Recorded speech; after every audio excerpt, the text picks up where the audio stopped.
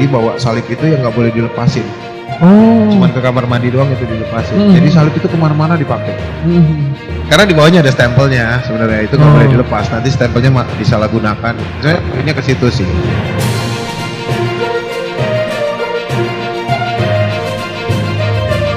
Ustadz Stephen yang terhormat, pindah agama itu hakmu. Semua warga negara dijamin kok kebebasannya untuk beragama. Tapi kalau ngaku sebagai mantan pater atau imam atau pastor atau romo, kami punya hak juga loh untuk meluruskan. Bagi kami, imam itu jabatan resmi yang ditetapkan oleh hukum Gereja Katolik. Dan karenanya ada hak dan kewajiban yang melekat dalam jabatan imamat itu.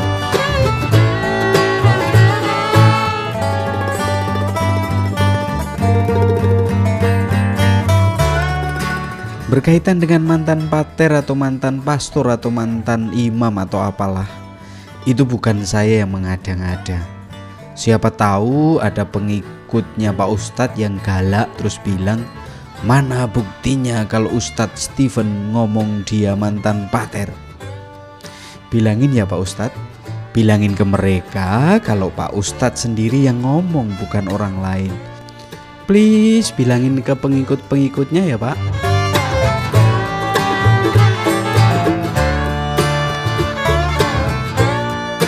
Ya, aku harus lebih berhati-hati gitu dalam memberikan statement atau menyimpulkan segala sesuatu. Kenapa saya yang dipanggil, Mas? Saya pater di katedral. Itu, saya jelas ordonya. Saya ordo Jesuit. Katedral Jakarta. Saya ditahbiskan di Vatikan langsung. Nomor ordo saya, Mas bisa cek sampai ke Vatikan.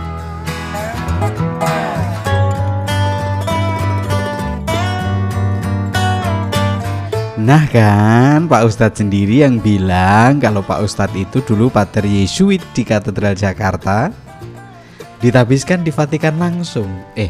Bukan Vacitan kan? Terus punya nomor ordonya juga. Sayangnya waktu Pak Ustadz nyebutin nomor ordo pakai disensor segala. Tapi itu hak Pak Ustadz lah untuk nyensor. Pak Ustadz, dari cerita atau pengakuan lain saya tahu kalau Pak Ustadz itu mualaf tahun 2000. Berarti di tahun 2000 itu Pak Ustadz masih pater Jesuit di Katedral Jakarta kan? Nah, saya senang. Soalnya gampang kok nyari informasi mengenai hal ini. Di Wikipedia pun ada tuh daftar romo kepala di Katedral Jakarta. Pak Ustadz tahu kan bedanya romo kepala dan romo vikaris paroki? Nih data romo paroki Katedral Jakarta tahun 2000-an.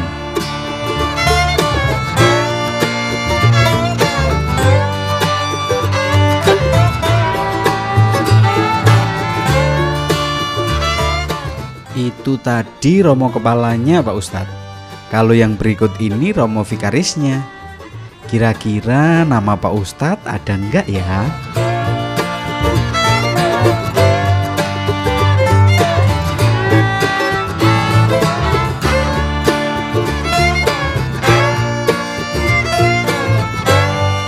Duh, maaf ya Pak Ustadz. Kok nama Pak Ustadz enggak ada ya? Apakah Bapak dulu jadi diakon terus naik pangkat jadi prodiakon? Kalau iya, ya maaf kalau nama Pak Ustadz tidak tercantum dalam daftar. Pak Ustadz, saya kasih bocoran dikit ya. Hierarki dalam gereja Katolik itu kuat loh. Banyak hal ada terdaftar. Tahun berapa seorang imam pelayanan di mana? Tahun berapa seorang imam pindah kemana? Riwayat pendidikannya pun ada kok catatannya. Gak cuma imamnya saja sih, umatnya juga kok. Saya mau ngecek apakah umat di Kalimantan, di Sumatera, di Sulawesi sana, apakah sudah menikah atau belum. Bisa kok saya ngeceknya. Jadi kalau ada umat Katolik mau nikah lagi, pasti akan ketahuan deh. Nah, ngerti kan maksud saya?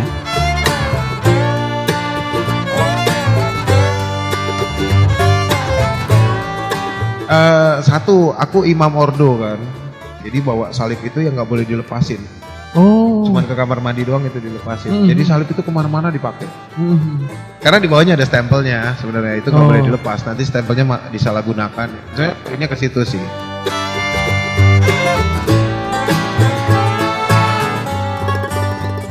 Di video barusan, pengakuan Pak Ustadz membuat saya mengernyitkan dahi.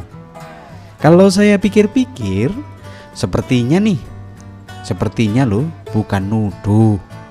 Tapi kira-kira aja, Pak Ustadz itu memang tidak paham dengan seluk-beluk imam. Saya beneran gak ngerti Pak Ustadz mendapatkan sumber dari mana. Apakah Pak Ustadz pernah nonton film? Tapi film apa ya yang ngomongin soal itu?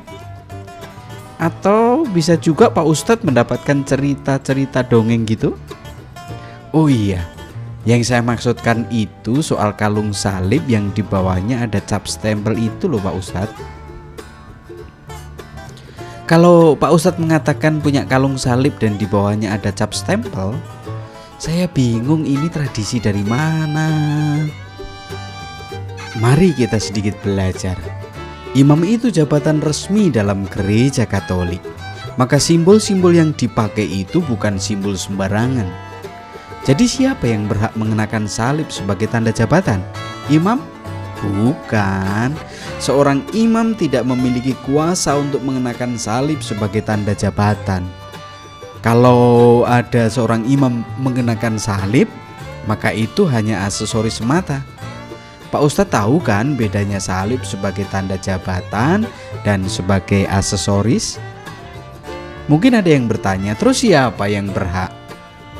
Jawabnya adalah uskup.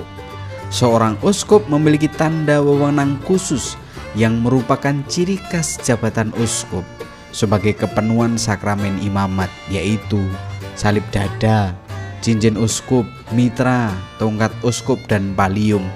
Yang terakhir ini khusus untuk uskup agung. Gak semua uskup punya pallium. Pada masa lalu, di dalam salib dada seorang uskup terdapat relikui. Moga-moga Pak Ustadz tahu arti relikui ini. Kini, tidak semua salib uskup terdapat relikui. Ketika mengenakan salib, seorang uskup akan mohon pada Tuhan rahmat, kekuatan, dan perlindungan terhadap segala yang jahat dan terhadap segala musuh, dan agar sengsara dan salib Kristus senantiasa tertanam dalam benaknya. Nah, pada bagian ini saya bingung. Pak Ustadz menyebut mengenakan salib karena Pak Ustadz seorang imam. Apakah Pak Ustadz hendak mengatakan kalau uskup? Saya kasih tahu ya. Dalam tradisi gereja Katolik emang ada kebiasaan menjadikan sebuah benda sebagai sarana untuk membuat cap meterai.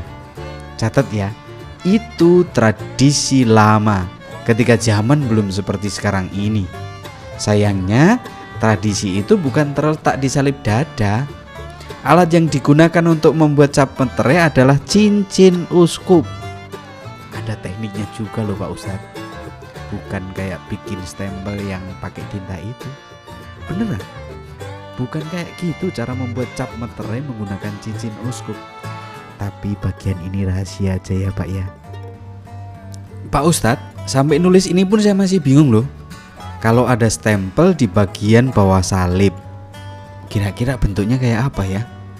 Jangan-jangan Pak Ustadz pernah melihat salib duduk atau salib kecil yang ditempel itu, terus berpikir kalau di bagian bawah itu adalah cap meterai yang disembunyikan. Soalnya jujur Pak, seumur ini saya jadi seorang Katolik dan sekian tahun jadi romo, belum pernah saya lihat ada salib yang di bagian bawahnya ada cap meterai dan stempelnya. Beneran, saya nggak bohong kok.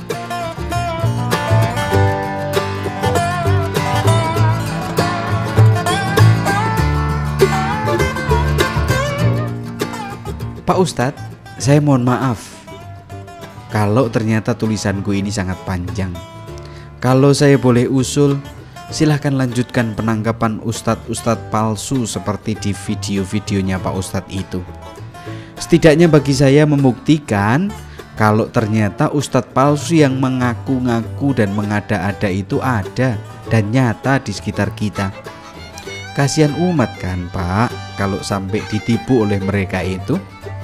Nah, Pak Ustadz Steven juga ya, silahkan berdakwah, itu hak Bapak kok. Tapi jangan bawa-bawa lagi mantan paternya ya, jangan bawa-bawa lagi mantan imamnya ya. Kasihan umatnya juga loh Pak, udah bela-belain sampai segitunya, ternyata salah.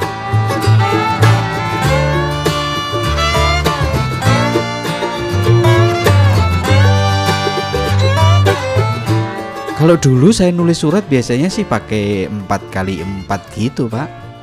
Tapi sekarang nggak usah ya, kan udah zaman revolusi industri 4.0. Ya dah, nanti malah makin panjang. Makasih ya Pak Ustadz. Salam.